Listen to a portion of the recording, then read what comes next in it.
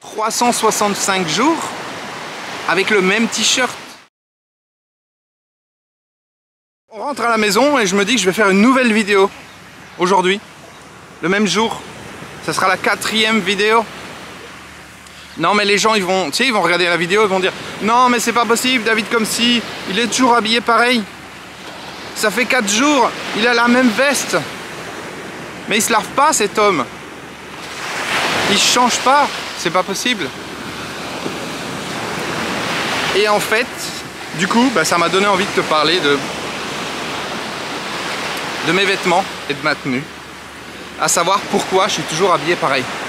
Donc tu vois, il y a un côté pratique déjà. À savoir que j'ai pas à partir avec un sac avec 15 000 vêtements dedans en disant ah bah tiens, il faut que je change de vêtements. C'est un peu comme quand j'ai commencé ma chaîne YouTube, j'ai fait 30 vidéos et dans les 30 vidéos, il n'y en a pas une seule où j'ai le même vêtement. Mais quelquefois, je filmais plusieurs vidéos par jour, mais je disais allez, c'est bon, je change de vêtements, comme ça ils croiront que c'est un autre jour, tu vois.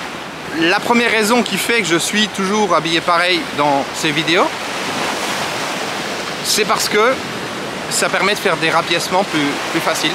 Ça permet de mixer certaines choses à certains moments. Donc ça c'est le premier point. J'essaie de ne pas marcher dans l'eau, ça serait bien.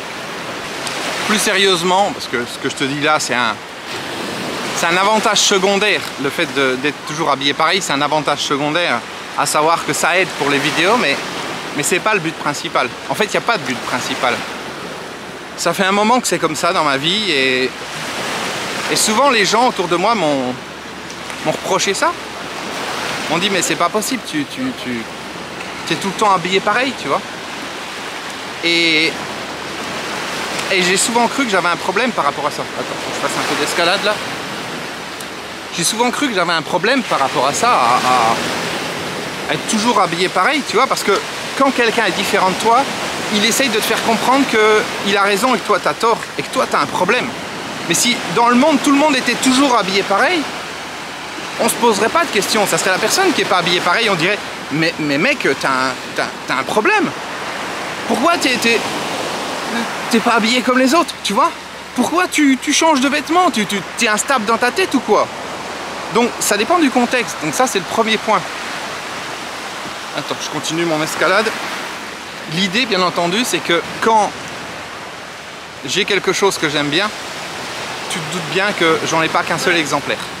C'est-à-dire mon t-shirt noir, j'en ai H&M, 4,99 €. J'en ai, je sais pas combien j'en ai. J'en ai je ne sais combien. Donc je suis pas, c'est matériellement pas toujours le même t-shirt, mais c'est la même sorte. Il y a quelques temps, j'ai vu un reportage. Alors déjà, le premier truc qui m'a fait un petit peu un déclic, c'était Steve Jobs. Tu verras dans toutes les keynotes Apple, donc l'ancien dirigeant d'Apple, dans toutes les conférences qu'il faisait publiques pour annoncer les nouveaux téléphones, etc., etc., il était toujours habillé pareil. Donc ça, c'était le premier point. Et puis, je l'ai vu avec, même si c'est pas spécialement une référence, je crois que c'était Mark Zuckerberg, le PDG de Facebook. Je dis que c'est pas nécessairement une référence parce que c'est pas nécessairement une société que je porte dans mon cœur. Mais lui aussi, il est toujours habillé pareil. Alors je sais pas si c'est toujours le cas, mais j'avais vu un reportage où il montrait son dressing et il avait genre 5 fois le même pantalon, 5 fois le même t-shirt. Et il avait quelque chose qui n'était plus fabriqué. Il avait même contacté l'entreprise pour le refaire fabriquer à nouveau pour pouvoir avoir des exemplaires. Et donc je me suis rendu compte à travers ces exemples, et il y en avait d'autres, mais j'ai pas les noms qui me viennent en tête, c'est que finalement je n'étais pas tout seul. Et qu'il y avait une raison à ça. Et cette raison, elle est simple. C'est que tu gagnes du temps dans ta tête. Tu gagnes du temps au niveau de la mémoire vive, au niveau du système. Parce que tu n'as pas à te poser la question chaque matin quand tu te réveilles, comment est-ce que je vais m'habiller? Tu vois? J'ai, en gros, pour schématiser, quand je travaille, ou je suis à l'extérieur, je vais avoir mon t-shirt noir. Après, suivant les saisons, je vais avoir quelque chose de différent, mais ça va être tous les jours la même chose. Et puis le soir, quand je suis chez moi, je suis tranquille ou que je dors, ou je fais de la relaxation, de la méditation, je vais avoir mon t-shirt blanc. Et je ne me pose pas de questions. C'est pareil, les t-shirts blancs, j'en ai plein. Toujours H&M, 4,99 €. Donc c'est une petite parenthèse pour montrer que finalement, quelquefois on fait les choses intérieurement, sans se poser de questions,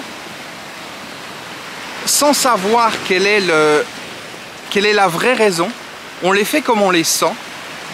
Et tu peux transposer ce que je te dis là à plein de choses dans la vie. Dans ta vie.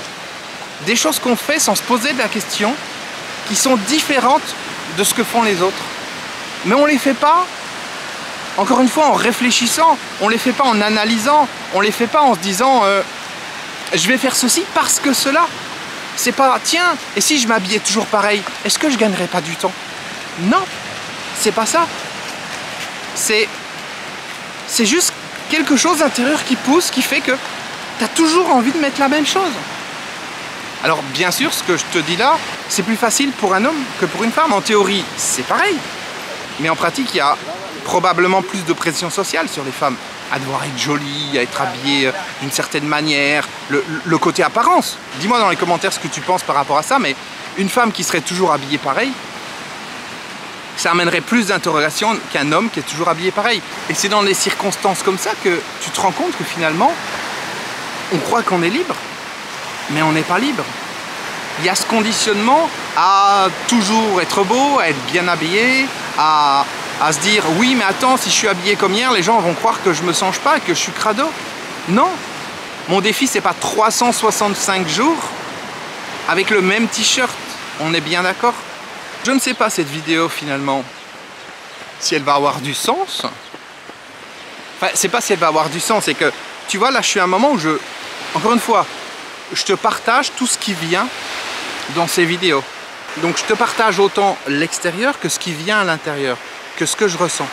Et à cet instant, ben, tu sens le mental qui revient. C'est-à-dire qu'il y a un lâcher prise à un moment donné, je parle, il y a un lâcher prise. Et puis à un moment donné, il y a le mental qui revient. Et puis qui dit, non mais attends, à quoi elle va ressembler la vidéo? Dis plus de choses, parce que c'est pas suffisant, c'est pas consistant. Les gens en ont pas entre guillemets pour leur argent. Tu vois ce que je veux dire, ce côté où le mental il revient. Et de plus en plus, vidéo après vidéo, eh bien l'objectif aussi, ça va être, enfin c'est pas l'objectif, c'est ce qui va se passer. Et je m'en rends compte déjà, c'est qu'il va y avoir un lâcher prise. Par exemple là je suis en train de parler, il y a énormément de gens qui passent.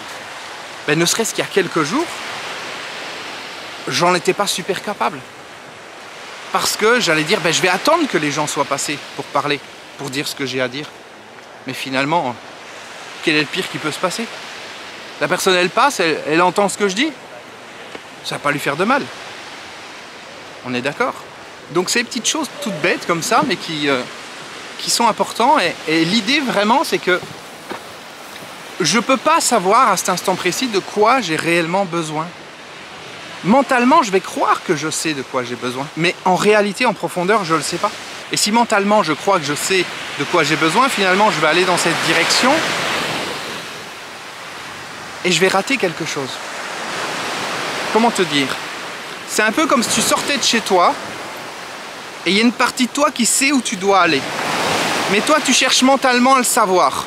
Donc tu vas contrôler. Bon, tu sais quoi? Je te raconte la suite demain, parce que là, il y a de quoi faire une nouvelle vidéo. Donc ça va être mon défi de faire 30 vidéos en une journée. Non, je rigole. Mais je te retrouve demain pour la suite et puis on va continuer ce que je suis en train de dire là, parce que c'est important et je veux pouvoir y consacrer une vidéo complète. Voilà. Donc je te dis à demain, en tout cas pour moi, à tout à l'heure pour la suite. Ciao.